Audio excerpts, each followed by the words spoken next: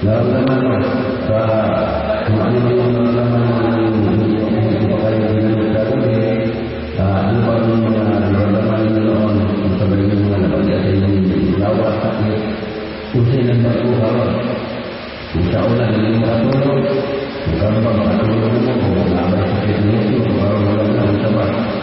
Inusin mo. Dati hindi ka matulog. Bawa karoon, mangyari po mo. Sige, ano pa? Ano na, inusin mo. Pangalan ng hininga, nagsisisigaw, patawarin kayo. Ngayon ang tanong ko, nakagawa ka ba ng mabuti nun? Wala. Wala kang mabuting nagawa mo. Hindi ka pinapatawad ng Diyos. Dahil wala siyang nakikita sa iyo na nagbabago ka. Kaya hindi ka pa nagpagawa ng kabutihan sa kapwa mo. Masama nilikta niya. Ito yun ang kaibahan. Pero kung rin yun ang pag-usapan, sulit at tuloy ko ako. Pero hindi ko ginawa ito para sa rin niyo. Ginagawa ko ito para may ligtas kayo. Kasi sabi ng Diyos, umuwi ka at iligtas mo sila. Ito yung mga tinutulong ko, pagpaniwalaan nyo, doon kayo maligtas. Wala kayong babaguhin ng Diyos, babaguhin nyo lang. Ang dati yung gawain ng sama, mabuti nyo.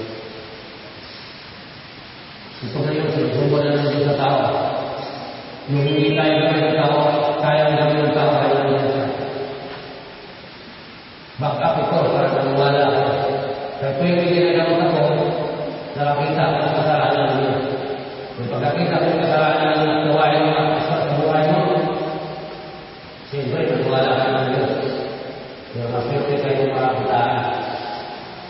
Dahil hindi lahat nakakita niyo. Meron kayo na ilan, hindi ko napapakita. Kahit ano gawin ko magpag-aawa, hindi ko magpakita. Dahil nakalaan na ng sana. Ngayon, pag pinili ko, nabigyan mag-ulang yung sarili ko para ako, ay wala na makita. Kahit ang busy ko sabihin ng kapili siya, ano pakita yung tapos ng ako.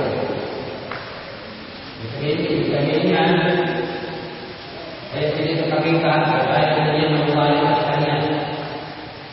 Minsan may nakita ako sa apoy, dalawang apoy, tatlong apoy, apat na apoy. Sabihin, sa apoy, unang gusta. Dalawang tayo gusta, lumaki. Pag dalawang apoy, ito yung hindi ko, dalawang gusta. Pag tatlong gusta.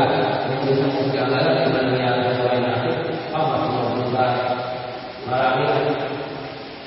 Diba?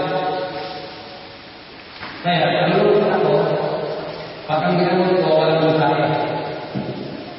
Kasi, mabuti na ng sama, ang gawain ng ginamot ko, pag-ulita ko pa rin. Gano'n ang marami ang kasamaan niya,